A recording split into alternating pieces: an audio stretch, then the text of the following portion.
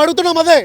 ఈరోజు కొండ సురేఖ గారి కూతురు మాట్లాడితే కొండ సురేఖ గారికి నోటీసులు ఇచ్చినప్పుడు మరి కోమటిరెడ్డి రాజగోపాల్ రెడ్డికి మీరు ఏదైతే నోటీసులు ఇచ్చినప్పుడు అది కోమటిరెడ్డి వెంకటరెడ్డికి మీరు ఎందుకు ఇవ్వలేదు? కోమటిరెడ్డి రాజగోపాల్ రెడ్డి మాట్లాడిన మాటలకి కోమటిరెడ్డి వెంకటరెడ్డిని రాజీనామా చేయాలని మీరు ఎందుకంటే లేరు? కోమటిరెడ్డి రాజగోపాల్ ఏది కోమటిరెడ్డి రాజగోపాల్ రెడ్డి కాంగ్రెస్ పార్టీలో అవినీతి జరుగుతుంది, కుంభకోణాలు జరుగుతున్నాయి, సెటిల్మెంట్లు జరుగుతున్నాయి, భూ కబ్జాలు జరుగుతున్నాయి అంటున్నారు. మరి ఇది అవినీతి కాదా?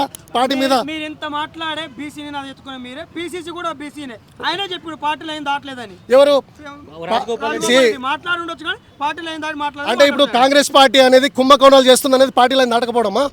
చిన్నారెడ్డి అనేట ఆయన, మెగారెడ్డి అనేటోడు, లేదంటే మెగారెడ్డి అనేట ఆయన అధిష్టానానికి డబ్బులు ఇచ్చి తీసుకొచ్చిండు అనేది అది పార్టీలో దాటనట.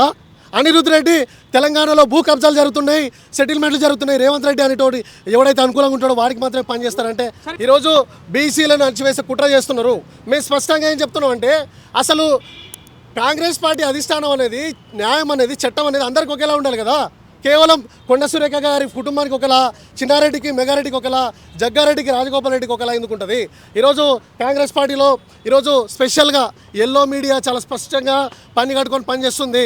ఈరోజు రేవంత్ రెడ్డికి సంబంధించిన మీడియా ఏదైతే ఉందో ఈరోజు అసలు కాంగ్రెస్ నాయకులు కూడా ఏ మినిస్టర్ కూడా బయటకు వచ్చి మాట్లాడలేదు కొండ సురేఖకు వ్యతిరేకంగా. ఈరోజు అసలు కాంగ్రెస్, అచ్చ కాంగ్రెస్కు పచ్చ కాంగ్రెస్ మధ్య యుద్ధం జరుగుతుంది.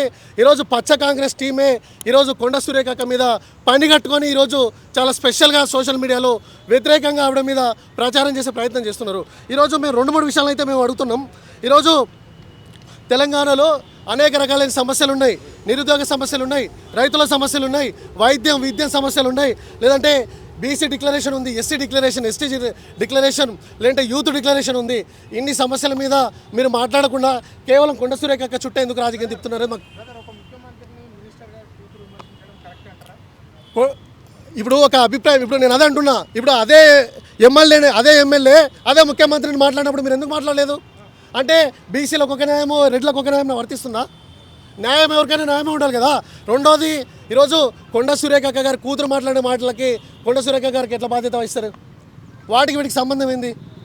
ఈరోజు మీరు ఒకసారి చూసినట్లయితే రాహుల్ గాంధీ తెల్లారితే ఏం చెప్తాడు?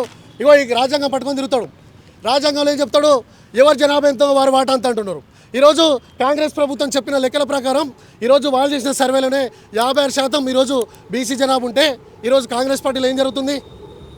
10% కూడా లేని అగ్రకులాలు ఈరోజు బీసీ బిడ్డల మీద కుట్రలు వేస్తున్నారు.